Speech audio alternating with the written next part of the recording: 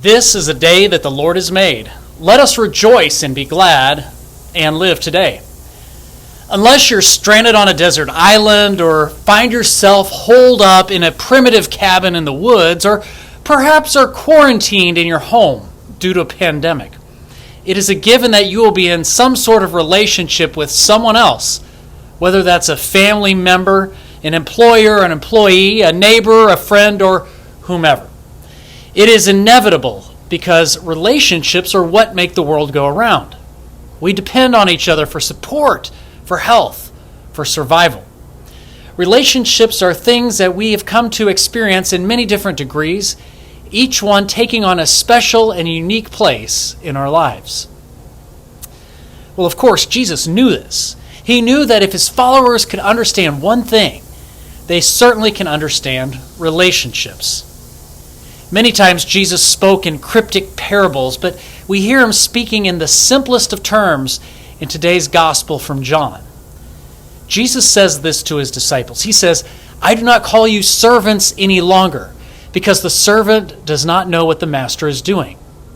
But I have called you friends, because I have made known to you everything that I have heard from the Father." Jesus is addressing the relationship that he has with his disciples. No longer are they servants, they're his friends. If we take a look at the relationship of a master and a servant, we see a relationship that's not too personal, certainly is not intimate, but rather very businesslike and extremely demanding. Rules and instructions are the norm, as the master many times barks out commands that need to be followed. We certainly have a power differential here. We can kind of think of this relationship like one that a boss and an employee might have with one another. Over the years, I can recall my experiences with my bosses. Most of them were overwhelmingly positive. But it is sometimes hard to bridge that gap between the two roles, since one role has command over the other. I still remember vividly the numerous instructions that have been thrown my way. "Hey, Eric, why don't you go and mop that bathroom? And after you're done there, head over to room 202 and sweep the floor. Hey, Eric, I want you to inventory all the merchandise in the back stockroom, and then go out and help the customers. Hey, Eric, when you're done edging the lawn, be sure to trim the hedges, and then go and bag up the trimmings." The master-servant relationship is built upon commands and is based on the action of doing something else for someone else. Jesus is definitely our master, as he instructs us to love one another as I have loved you. But he goes on to say that, yes, I am the master, but I have chosen to bring you into a new relationship with me. No longer are you just my servants, but you are my friends. And boy, does this mix things up. The relationship of a friend is a bit different than our previous example. Friends are folks that each one of us can depend upon to pull us up out of a pinch. Someone who will drop everything and lend us a hand when we face a crisis or a need. Now, it is true that one's boss might do this for his or her employees, but it's definitely not the norm. A true friend is always concerned about the needs of others and is glad to be a part of the support system that we continue to build upon. Jesus wants us to be his friends. What an honor it is to be called a friend of Jesus, but how exactly do we forge such a relationship with him? After all, he is the Son of God. Do we really have that much in common with him? Can we realistically be friends with Jesus despite those differences that lie between us? A week and a half ago was the NFL draft, as collegiate football players ready to take their skills to the next level, anxiously awaited to be selected by the professional teams.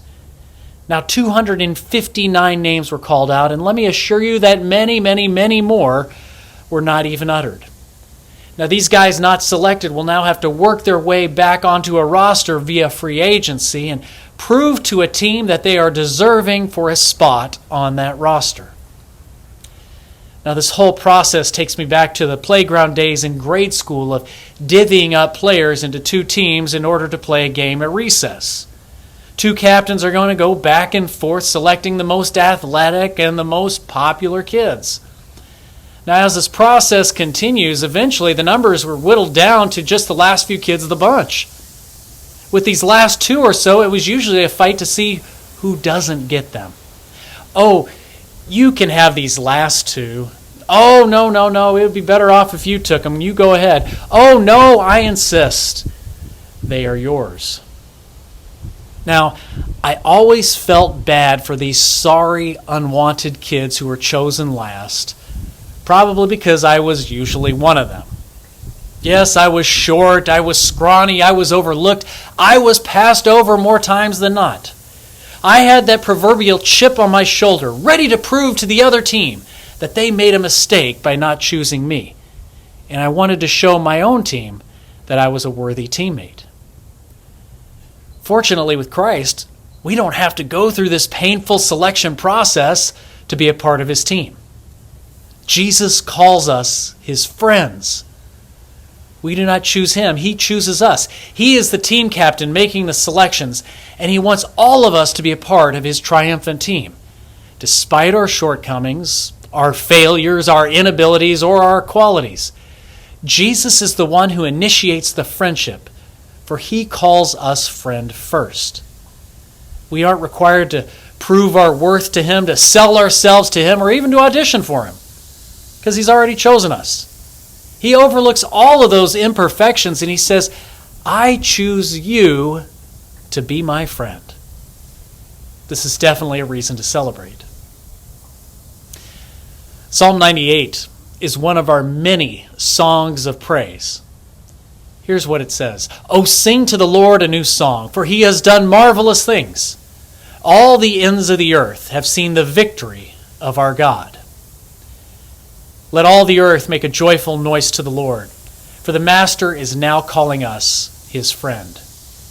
He wants to be the one who we can count on, the one we turn to when we are looking for comfort, for forgiveness, for strength and support. But Jesus also wants to share in the joys that are in our lives. He is that true friend who initiates the friendship and demonstrates his commitment to us through his march to the victorious cross. Through his actions, he's saying, yes, you know what? Y'all have messed up. You've messed up bad. But I've got your back. I always have, and I always will. Jesus has established an incredible relationship that cannot be severed or duplicated. So rejoice, because Jesus has chosen us as his friends. Celebrate your relationship with Christ and live in your relationship with the Lord. Amen. Remember as you go about your day that yesterday is gone, tomorrow does not yet belong to you. So why not live today, knowing that you never walk alone? See y'all next week. Later.